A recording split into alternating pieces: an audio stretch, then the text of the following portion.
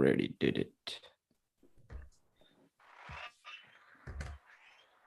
I think we are live. It is the first time I'm doing Zoom live. That's what it said when I joined.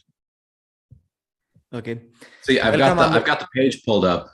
Yeah, we're live. We're live. Welcome, Armwrestling fans. I'm Pradeep from Armwrestling News, and today I have two guests with me. First, Uncle Jon from Uncle Jon's Armwrestling Show, one of the best professional YouTubers in armwrestling out there. Hi, Uncle Jon. How you doing, buddy? And next up, we have Artem from Top Roll King Productions, one of the most honest and non-politically correct YouTubers out there. How are you doing, brother? Hey, what's happening? Yeah. So I've briefly explained to you as well as our audience the topics that we are going to discuss today for the next 25-30 minutes. We are going to talk about the 30-second straight to strap rule that Devon Laird loves so much and some people hate it so much. And the other thing that we are going to talk about are rules in general. Whether do you like loose rules in arm wrestling or really strict WAF style rules? So let's start with Uncle Jon. What is your thought process about 30-second straight to strap rule? And first, can you briefly explain what that rule means? So in leagues that use most leagues have some kind of rule where it's 30 seconds and then something happens. So you're gripping up for a certain allotted amount of time. And in certain leagues, you go to a referee's grip and the referee puts you together. And a lot of people didn't like that. It takes extra time. It's very time consuming. So in leagues like the WAL, they're like, nah, we don't want to mess with that. We're going to give you guys 30 seconds to get a grip, which we know you're just going to dick around anyways. And then we're just skipping all of that nonsense. We're going immediately right to the strap. Referee grips you up, ready, go. So what it does is it makes it incredibly easy for anyone who really wants a strap or has a strap pulling style to get that. And if you don't want that, it puts you, in some people's opinion, at a disadvantage. Now, you want my perspective on this. Now, you have to kind of sort it out between what I like as an arm wrestler and what I like as someone who watches arm wrestling, okay? As an arm wrestler, I want it to be like 1,000 seconds before we go to the ref grip or a strap, because I want to mess around in the grip. I want to see if I can tire the opponent out. All this type of stuff. That's what I do because my hand doesn't get too beat up. And Artem will be figuring out about that pretty soon. But on the other hand, it's super boring. It's super boring, right? To just sit there and just watch two guys jerk around, because let's be honest, not everybody is a Devon Laird. Not everybody has the charisma. Devon can do it. Devon can do it all day because he's got the charisma to keep it flowing. Not a lot of arm wrestlers do.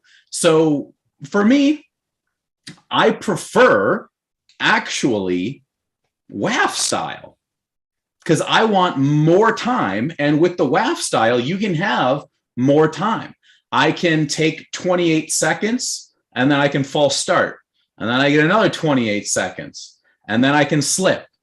And then, you know, you can make it go on and on. So as a competitor, I like it that way. As a watcher of arm wrestling, I'm much more towards the WAL style. Okay. And Artem, what do you think about this rule? 30 seconds straight to strap rules. Are you pro that rule or against it? So as I said before, I don't really get it as far as the idea of it, because, you know, as we bullshit around the grip, we don't really slip, right? So there's no process of slipping. So I don't understand why the strap comes in there at all. I understand the argument for saving time. Yeah. Where are we rushing exactly? Like, I'm from Russia. I'm rushed all the time, whatever. Where are we rushing to? What time are we saving? Like, every time there's some type of like new rule, I like to compare it to other sports. I think other sports that do that, they will remove half of the process that's been done before to like save time. Do they do that in MMA or like soccer? And they're like, hey, normally we'll let you guys do the grip and like go to the slip and stuff. we ain't got that 1 to 2 minutes, so just go to the straps. Like, yeah, I mean, I don't see anything really wrong with it because I'm okay in the strap, I guess. It's not like I think the people that are really against it are people that have no idea what to do in the strap, really, which I guess I don't blame them, but I mean, at the same time, it's part of the game. So just like you have to do something about it anyway. You can't escape that. But I mean, it's a rule, but as I said, like, we're not slipping and it saves time, but I mean, in what regard? Like, you know. Well, look, Artem, you got to remember that like most sports that are on TV, they have like built-in breaks for commercials. Like they put that in, like if you're watching American football, they will take like field timeouts to show people commercials, right? So they do alter the pace and the flow of different sports, but it's almost always tied to the way people are consuming the product, right? So we got to cram more commercials down their throat. We got to speed it up so people don't lose interest, all that type of stuff. Right, but I mean, is arm wrestling like even there? And but I'm just telling you, this is what happens. Yes. This is what happens because money got into it. That's why money got into it. WAL money got into it. Did it though? Like, I got the money. Well, of course, like, arm wrestlers don't get any money when big money corporations come or big money people come in. We don't get the money. So what you're saying, really, there is no money, but there is the rule. So there is money. It's just not for us, Artem. The money is never for us. We are the performers. We are the heart. We're not the ones. If we were making the money, we would not be arm wrestling. That's a very diplomacy way of saying we're doing this dumb shit in hopes for something good to happen. Yes, we do dumb shit all the time. We're the heart. A very heartfully person. That's all we have as arm wrestlers. I mean, the rule is a rule. I don't really see it being good or bad. It's just, I mean, it's weird, but I guess it does save time. Do you okay, so do you think there is really no time save? Like between a WAF start, say, where there's all they're doing 30. What is WAF now? Is it 30 seconds or 60 seconds? I can't even remember. It's 30. Is it 60 seconds? I think it's always been 30 seconds. I think, or they changed it to 60. I think it's always been 30 seconds. Yeah, I can never remember. To get a grip. I think it's always 30 seconds to get a grip. Then you go to ref's grip. Right. I mean, once it's tough. I mean, the problem with all the referee grip stuff and why matches takes longer for setup is because most of the referees don't really know how to take control, or they too overwhelmed by person like Devon Laird or some kind of right where it's kind of hard to take control, and that's why you see oftentimes that referees go for that referee's grip and then a rev grip gets restarted. That's not how rev grip is supposed to work.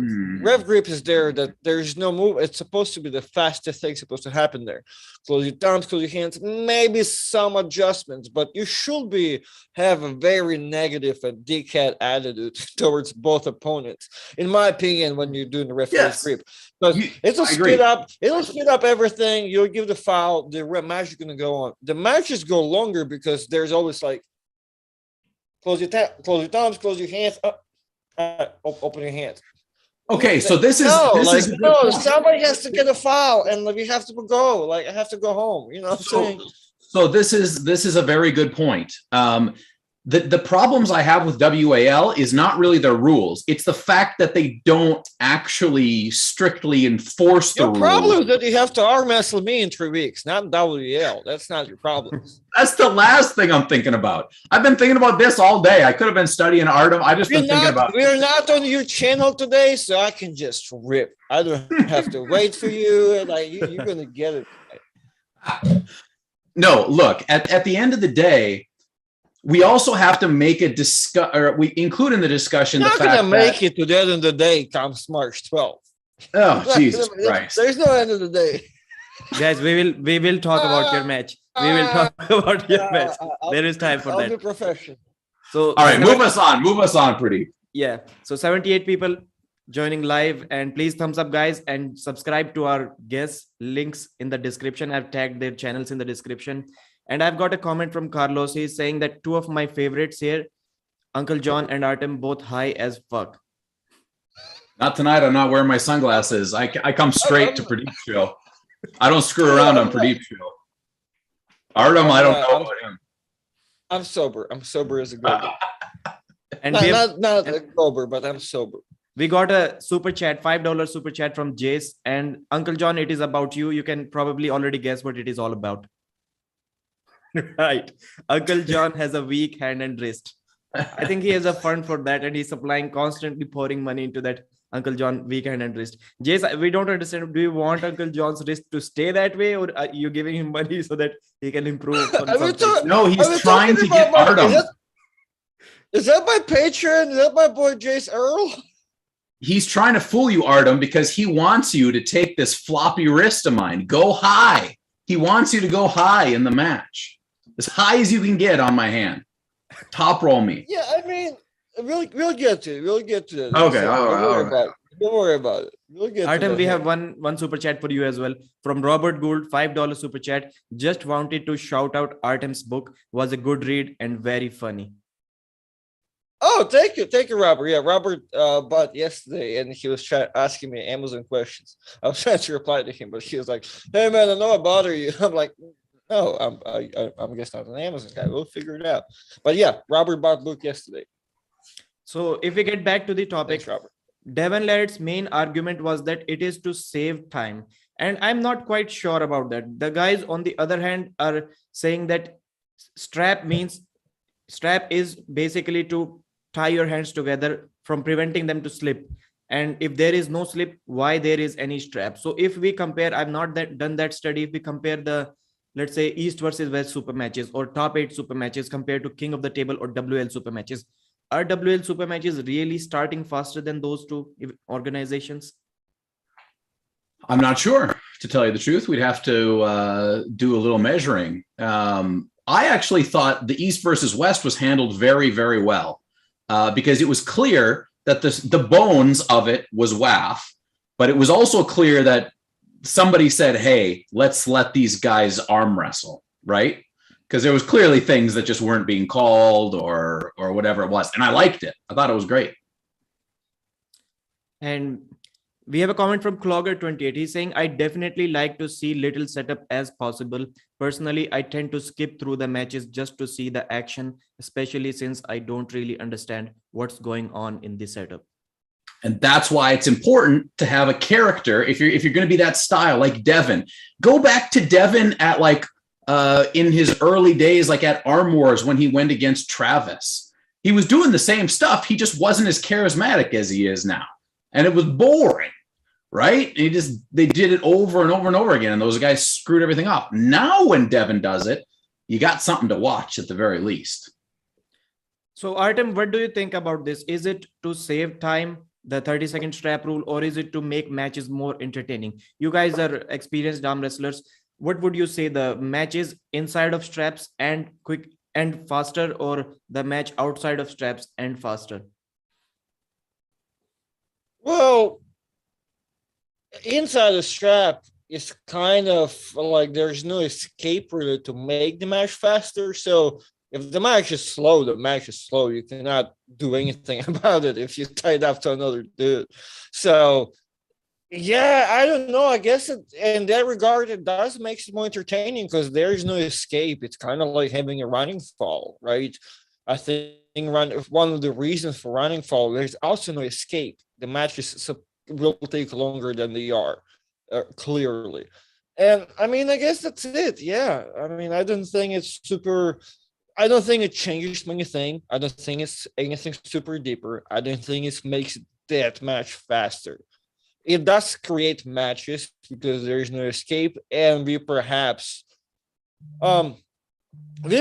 may be saving time in the matches that the guys are clearly going for the top roll. I guess maybe that's a clearer case. Maybe the percentage of people just going for that slip is so overwhelming to where I guess we are cutting out the setup, the sleep, the reset up, and all that crap. So maybe on a, we are maybe saving a couple of minutes, but yeah.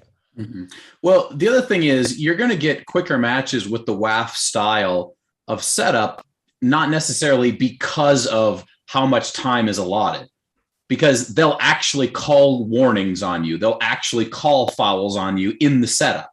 Where, I mean, how often are we really seeing fouls and warnings getting called in a WAL match before the match actually begins, right? Maybe a couple on Devin because he just takes it a little too far. But the goal of WAL is to get the match to happen. The goal of WAF is to get as many matches done in as short amount of time as possible. Isn't it the same thing? To get one match happen as quickly as possible and to get many matches happen as quickly as possible. What's the difference? No, because the WAF style is built for tournaments. WAL style is built for super matches. So you want to, in WAL, they want to minimize what they would count as non-productive time on air, right? They want to squeeze all of the time out of it that's non-productive in order to have more time with the actual pulling, right? Whereas in WAF, they're just like, get up here, get the hell out of here. We got 10,000 more people to get through. So I think there is a slight difference. Artem, you want to say anything about? I saw you were kind of laughing at some point. You already forgot. You already forgot. No, come on now. Yeah, no. So the point is, like, guys like Cobra Rhodes, guys like Rob Vigent Jr., they've made a career winning out of preventing their opponents to slip and winning out of straps. So what happens to them? There are some guys who are clearly advantageous outside of straps, and when they put inside the straps, they just lose. So what about them? Are we not caring about those arm wrestlers?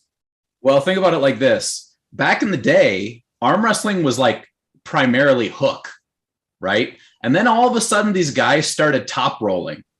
What are we going to do for all those poor hookers? Those guys are cheating with top rolls now. What are we going to do?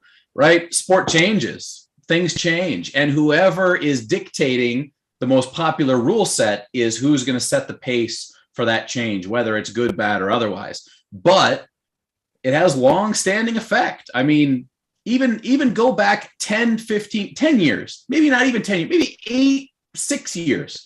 And look at the ratio of strap to non-strap matches. It is fantastic. There are rarely strap matches, and now it's strap match every like 88% of matches are strap now.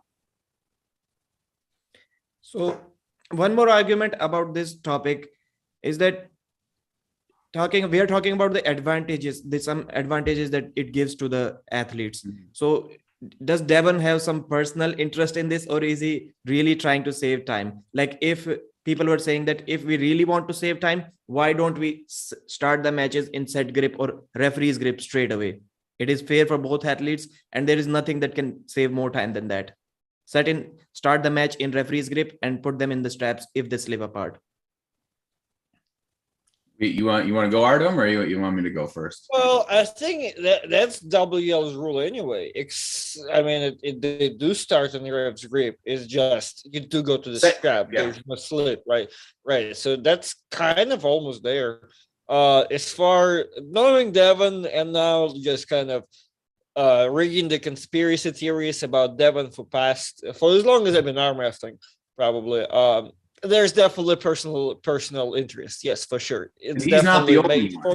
At this point, I mean, how people always say, like, oh yeah, these rules were made for Travis, or this rule were made for Devon. And I was like, these people are stupid. And I'm like, at this point, knowing these guys, there's some benefits to all of these dudes, for sure. For sure. Yeah. So is there a negative, I guess, is maybe the better question for guys like Pradeep said, RVJ and Cobra Rhodes? And the answer is probably yes. Any slight variation to rules, league to league, is going to favor one guy over another because we have these little differences, little things that we like to do a little bit differently. Genetically, the way we are structured, we do different things, and different things are going to either make it better for us or worse for us, or maybe we're ambivalent about it. So here's the deal. The best thing we can do, like we as a group, we're not going to be able to have like a master set of rules. It's just never happened. And there's always going to be some variation. So here's the number one thing that arm wrestlers don't do that can help make all these problems go away. Just read the goddamn rules. Just read the rules. That's all you have to do. Inform yourself of what the rules are wherever you're going. And if you really don't like a certain league's rules, don't go pull there. Like, that's it at the end of the day. Lagia is saying that athletes and referees, we need strict referees that foul instead of being overwhelmed and letting it go for 5-10 minutes. Something that happened with the Devon Lett and John Brzezinski match. Even though they tried to save time by putting them directly into the straps, still it took like 5 minutes to start the match. And Robert Gould was saying, Artem, that he tried to buy a book from iPhone, but it was not working for some reason on Kindle. Because Apple doesn't do business with Russia. I should have told Pradeep to figure out the issue. So Carlos has commented, he's a member of the channel. Pradeep, brother, I'd like to see arm wrestling outlaw straps. If they slip, restart, no more intentional slipping. Your opinions? How do you define? All right, Carlos, like that's fine and good. I have no problem with what you want. Actually, I have no problem with that. The problem is, how are you going to get it? You got to define what an intentional slip is, because I guarantee you I can slip 10 times and you're not going to be able to determine which one of the 10 was intentional and which one wasn't. Well, right? my man, Uncle John, I've watched your matches. Your skills are not that great. I bet you we will be able to tell which one of them. I bet not. I bet not. I bet not, Artem. I bet not, because you have to be able to define it with intention, right? So you have to be able to say, I'm doing something with my hand that is illegal by a certain rule. And they've tried to remedy that with taking your fingers off, with balling your fingers up, all that kind of stuff. But what happens? Arm wrestlers just find a way to make it so we get away with it, right? You just pull so much that you figure out the best way to get your hands out of there. If you can slip, it doesn't matter. Like you have to be able to define it, and nobody seems to want to or be able to define what an intentional slip actually is. So guys, we have about 10 minutes remaining before we move on to the next topic. Let me quickly read 2 comments. Rufus is saying top rolling in 80s was like being gay in 50s. And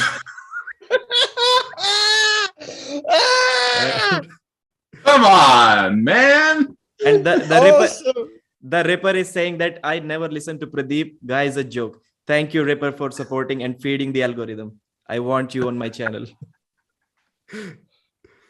Pradeep, do you know anything about potential rule changes in King of the Table? I think I remember Adam Silver mentioning that. No, we have not heard about that. If there are some rule changes, it can really affect the Khaled Jashell versus Larry Wheels match. Because what do you guys think about that match? Because there is one clear fact that Larry has never lost to Khaled inside the straps. He has always beaten him, even when 1.5 years ago, when both of them were kind of fresh. And Larry has never been able to slip out of Khaled's hand. Never, not even once. Not even in practice. When was the last time they really gripped up? It's got to be over a year ago now, huh? I think they gripped up one more time in between that. Probably one more time. So I would really hope that Larry has advanced enough to know, how to get around that type of situation. I do think Larry will win that match. I think they picked it very carefully. And I just think it's going to be maybe a bad match. Like, Khaled does he really know how to arm wrestle? I don't know. Like, for real? His hand is really strong. If he's able to do something outside of straps, maybe he doesn't need to know how to arm wrestle. Well, maybe. I'm just wondering if he's just going to dive in, figure out that Larry is, Larry's actually gotten really strong. He stops him. Khaled just keeps on going, destroys his arm. I don't know. Irving Brown is mentioning some point about improving grip strength. I think it matters.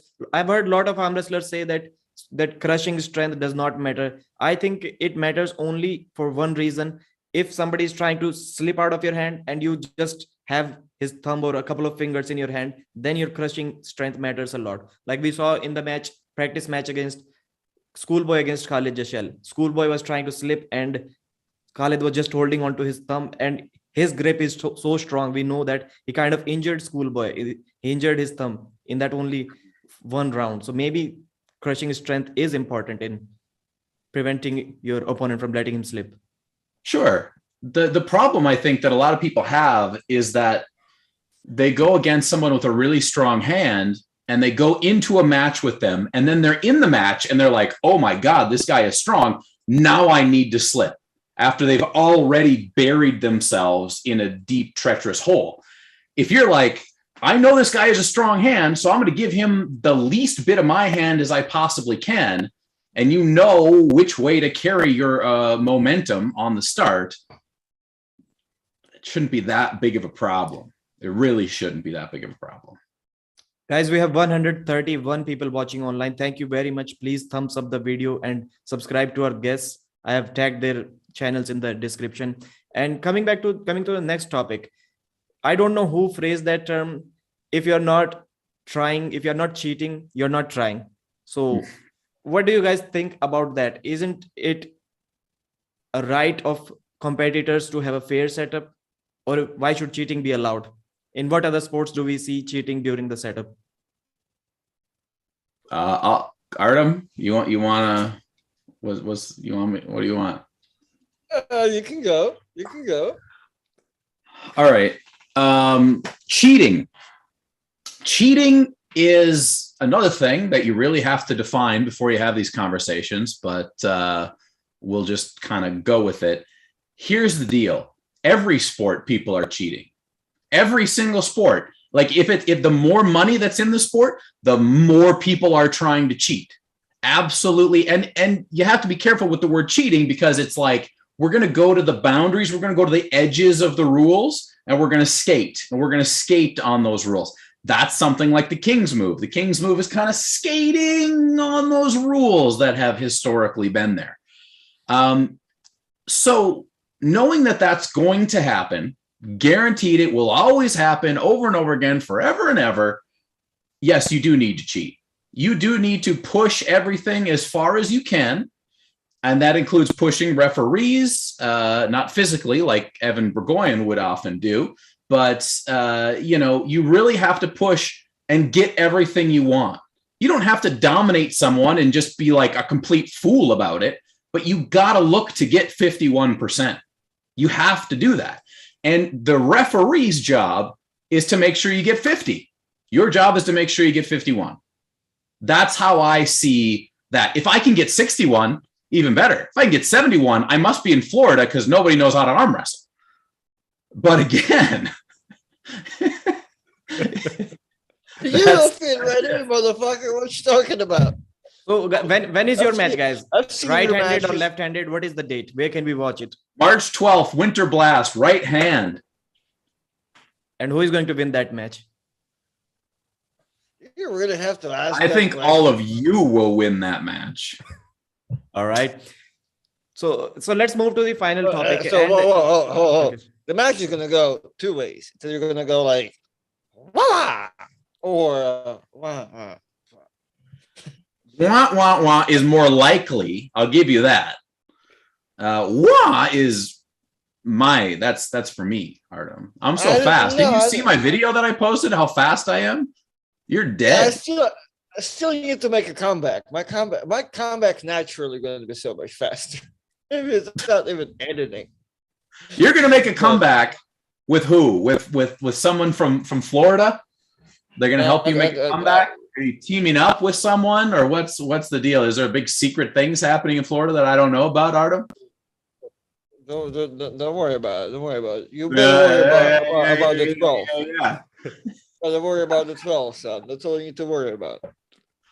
All you people at home need to worry about is you're going to see some mega fireworks Mega fireworks at Winter Blast, March 12th. I'm going to be there. Artem will be there. Jason Merlot is also going to kick Artem's ass. So it's going to be a terrible day for Artem and a wonderful day for Jason Artem. Merlot is the only person to have a chance of kicking my ass. And with his attitude, he's not. He doesn't know what's coming. Oh, it's the attitude now. It's the attitude problem. Right. Your attitude is a lot more healthy. You expecting an ass whooping, which makes you prepared. Jason thinks he can be like 50% stronger or something. Well, the difference there is like 5. The odds are much higher. The stakes are higher in that match with you and Jason. For Jason, not for you. Right, you have no stakes in that match, but Jason does. Why? Because, like, as I asked the question, if you lose to Jason Merlot, everybody's like, yeah, that makes sense. Right, but why is it the other way around? Who have Jason beat? Because Jason is regarded as a much better arm wrestler than you. Why? And me, for that matter, too. Because he's ranked much higher. How? Who did he beat? It doesn't matter. It doesn't matter. It's the public perception, Artem. That's what it's all about, baby. You got to get those. You got to start. You got to. Okay, let me rephrase. How did I fell off so much then? In public perception. Well, you've been spending too much time in Florida. Everybody hates Florida. Bro, Florida is the best. You guys, losers. let's get back to the topic. Evan Beerman Bourgoin is in the house. I've sent in the link. Uncle John, how much time we have left before you move on to your show? I pushed it back for another 15 minutes, so we can go a little bit. If Beerman's already here, we'll kick it back a little bit. Okay, I got an interesting comment. Where was it? Just wait. Somebody said that rules are just boundaries that you can touch and come back, something like that. And we got a super chat from Roger Cunningham saying, "What's up, bro?" Oh, no, not bro. Up, he said bro? Echo. He's talking to Artem for sure. I thought it was bro. And guys, welcome to Arm Wrestling News for the first time. Well, Evan, the looks Beerman like he got Bourgoin. COVID. How are you doing, brother? How are you doing? Doing This fine. is not the first time I've made the news either. Yeah, definitely. But first time on my channel. Before I get to you, Evan, one super chat quickly. Donnie, understand, my boy Artem over Uncle John. Easy day, cannot wait. That's how all those one-liners from Florida start. My boy. I'm surprised he didn't spell it with an I.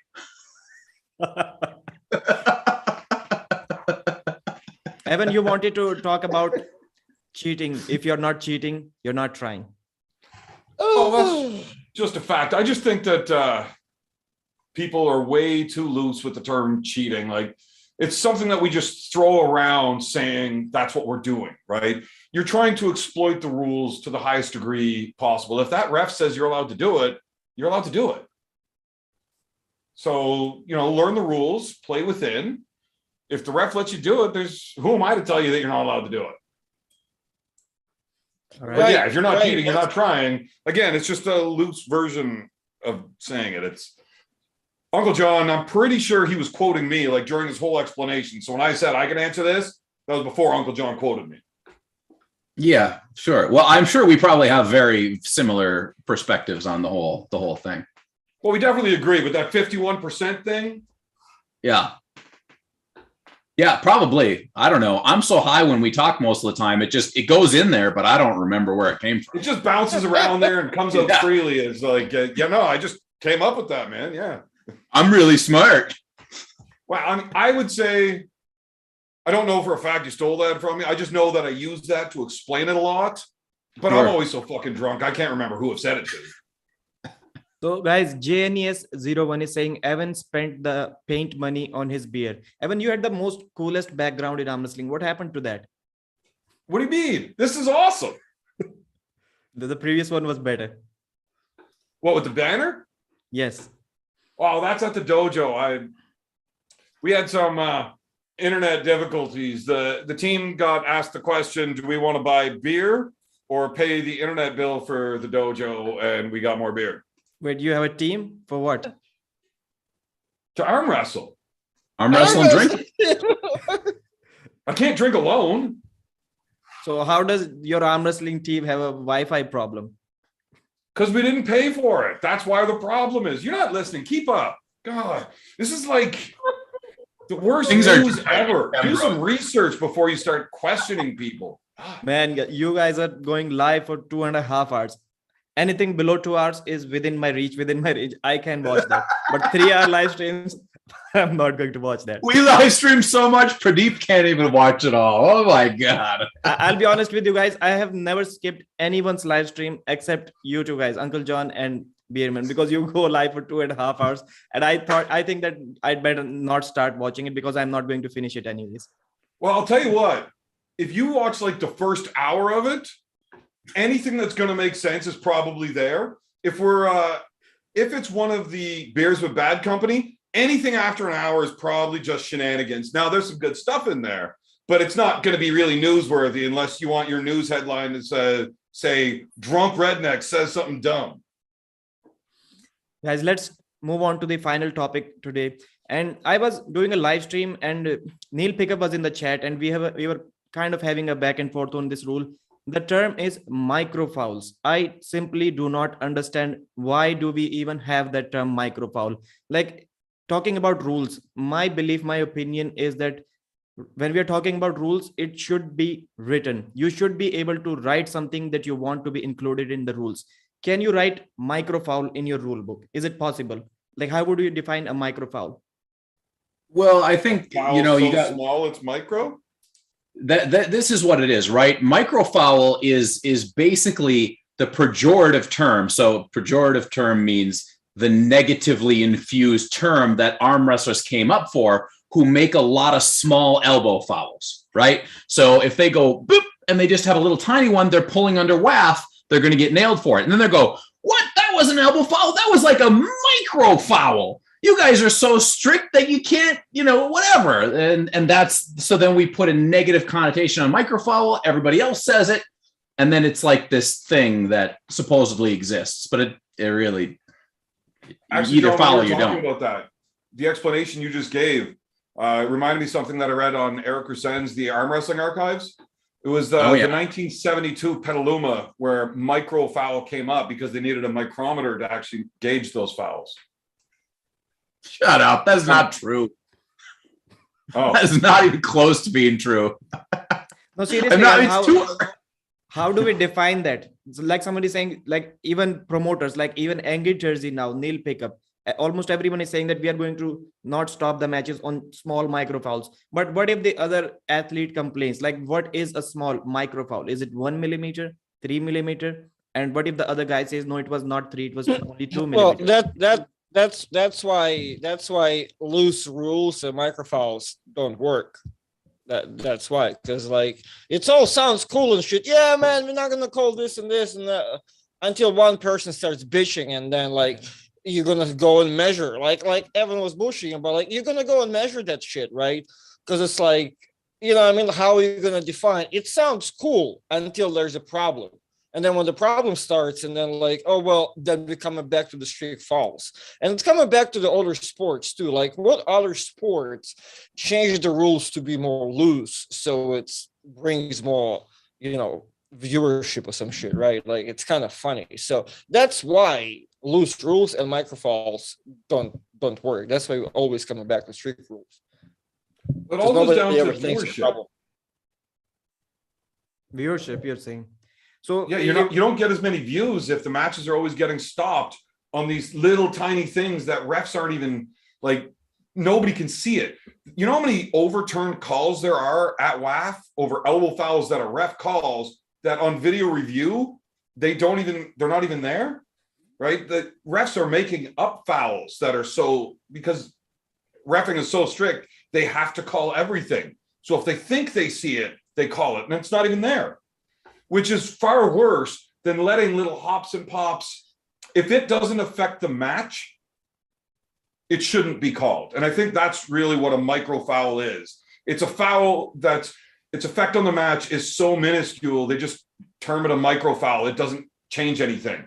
You know, if you come up and gain position, it should be called everywhere. And I'm pretty sure all of these loose rule sets have that same thing in place. If it changes the match, it gets called, no matter how small it is. If my elbow only comes up that same millimeter, but I gain a whole bunch of position, they're going to call it.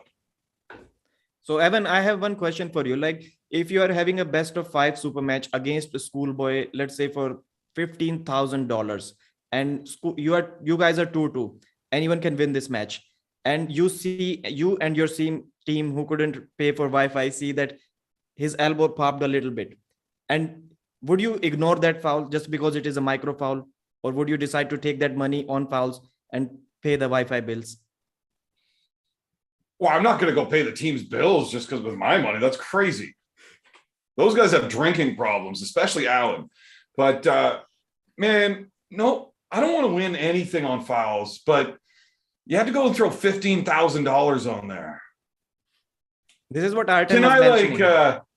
win the money and then just ask for another match because I still want to know who wins? Nope, absolutely not. Because Artem was saying it. Who's the putting right up way. this fucking tournament? I don't like this question. It's stupid. Because you cannot answer it. Well, I'm going to take the money. I'm going to take the money. Obviously, you're an idiot if you're not taking the money. If you're not cheating, you're not trying. But I'm going to find that guy on the after table right after, and we're going to have another go. If there's no money and the ref gives me the win on it, I have done it many times. I don't think Artem was actually there. When I pulled Craig Subler in Florida, I won round 5 I was on a foul, and I called a foul on myself to the refs. Like, no, I fouled at the same time, restarted. That's coincidental. I want to finish this match. I think this term is cool. We can work out with that. But until the other guy starts complaining, this is what Artem said. So the problems will start when the sport gets big, the money gets big. Then we will have guys starting complaining, though, no, it is a foul. Where is the term micro foul written? It was not written when you handed over to me the rule book. Because organizer, I can guarantee that no organizer can write a micro foul in their rule book. It is impossible. Oh, sure they can. Write it in as course they a can. foul that doesn't They've already affect the done it. match. And really, if What everybody knows are what they the gonna rule do? set is, Fucking if they tell create you a it's fucking strict donut? rules, Uncle John, how That's can right. how can we write that? You were saying you can. Okay, so literally, they will just say they'll say two things. They will say, we are allowing, so they won't use the term micro foul, but they will say, we are allowing small elbow fouls. And they will give you an actual distance estimation, 0 to point whatever, right? How do you measure it? No, okay. Then at the end of that, it says this will be dictated by the referee's discretion. Yeah, and then here comes Evan that somebody gets pissed him off because somebody just measured it with the eyeballing and he fucking pushes the ref. What you gonna do after that? Kick him out of your tournament. Fucking stupid. The rules were clear. If the rules are clear and the rules are followed, then you don't have a problem. How are they clear? You just created the oh, rules. Artem, and you're they're just not talking clear. nonsense now. I have literally never just pushed a gave you ref. the It's not exact gonna thing. happen. At the end of the day, it's referee's discretion. You got to follow the referee's rules. If that's what's written, if you don't like that, don't go to the tournament. It's very simple. I think that's how Not it boils this down, created, though. not a Whatever simple the dumb rules say rule. you're competing under is what you need to follow. We all know the rules before. If you're in super matches, there's usually a meeting for the super match competitors. Sometimes their rules are a little looser than the tournaments, whatever. But you all know the rules for the event you're pulling at. And if you don't know the rules, you probably should, and that's on you. If they're calling everything strict, expect everything to be called. And in that case, yes, if that little pop happens, it should be called, even if it's against me. But if they're saying we're allowing little things that don't affect the flow of the match, we want to see pins, then let it go. How pissed off am I going to be if I watch the video? Yeah, he elbow fouled a little bit. They didn't call it, but we knew we weren't calling it. It didn't change anything. You can't cry over things like that. You know the rules. So talking about strict rules, Osman is saying strict rules backed with video proof may be the best way to go. And it's the purest way, but it's not the most fan-friendly. And realistically, there's no arm wrestler out there that doesn't want to make a little bit of money. Sure, most guys do it just for competition. You're going to these local tournaments, and $100 isn't worth that first place trophy. Lots of guys just want that trophy. But nobody's going to say no to getting $100 with it, right? Everybody's going to want more money. we need more fans to get more money. You're not going to get a whole lot of fans if all we see is refs. Yeah. Otherwise, we can just hire Joey Justafalo to go around everywhere. And that's the sport now. Just where is Joey reffing? That's what we're watching. So I have a comment from Michael. He said, I'm a simple man. I saw 4 men chatting about microfouls. I clicked LMAO. I'm not sure how he figured that out from the thumbnail itself that we're talking about microfouls. So Evan, one more question. Do you think the 2019 Michael Todd versus Jerry Cadret match, final round, do you think Michael wanted to hear anything about microfouls in that round, even if there were any? Well, clearly not. He took his trophy and walked out of there. That's what I'm saying. When the money is big, when the I'm stage is taking big, my trophy and going home. Look, Michael Todd is a crybaby. That is a fact. We all saw it, but he's not wrong. right. He did exactly according to the rules. That's what the rules were. Jerry broke the rules, but I mean, Jerry's not, he's wrong, but I get why he would do it. It was stupid. It was impossible for him to win at that point because of an equipment malfunction. What he should have been doing is wiggling his fingers completely free so that they would have restarted it. So guys, before we end this stream, Uncle John has to go to his own live stream. I want to quickly take your thoughts one by one about one topic. Before we start talking about ignoring small elbow pops, why don't we utilize the WL style slightly curved squishy pads? Because I'm quite sure if we give those pads, not 7x9, 7x7, same kind of squishy rounded pads to WF guys, I'm sure 60%, 50% of fouls will be eliminated just by that. So Artem, what do you think about that? Why don't we use those pads everywhere? God damn, why do I have to answer it first? I don't know. I mean, fuck, I don't have a problem with a straight pad. I didn't like that's why I can't answer this.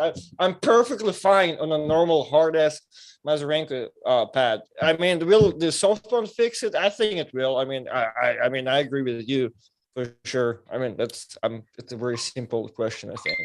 Evan, what do you think about that proposal? It'd work if you could do like a normal 7x7 pad and have it something just like slightly inflatable. So when you put your elbow down, it sinks in a bit and you can move all over the pad, but it allows these small movements while moving across the pad. So especially once you get sweaty, if you start skipping and like a little bit of chatter, I hate elbow fouls on that stuff. It's not the competitor's fault. He's not cheating. That's the table itself causing these things. There's ways that you could do that. I think it's just like probably too expensive to have a table of that quality everywhere. You know, maybe some of these big leagues could employ something like that, but it's only really going to be a WAF thing. Everywhere else wants slightly looser rules, so it's more spectator friendly. Uncle John. Say the full question to me one more time. The question was like, why don't we start using the 7x7 slightly curved squishy pads before we start ignoring the elbow pops? Yeah. So a couple things. One, I don't think it's a terrible idea to try out, see how it goes. I would like to see the data on it. That's fine. But the other thing is maybe everybody could just learn how to arm wrestle and not elbow fall all the time. Like you could do that. Right. But that's hard for people. And, you know, whenever I elbow foul, it's not like it's always because I'm against someone who's got my number, is stronger than me. I get desperate. I get wild. That's when I'm elbow fouling. It's not like I just elbow foul on my normal hit. Like that's very, very rare. So, you know, people should probably look within themselves before they try to reinvent the whole system a little bit. But again, it's not a terrible idea. I just am not so sure it's necessary. All right, guys, before I end this live stream, anything that you guys want to add? Evan, starting with you, what is your YouTube channel? If anyone by chance do not know that.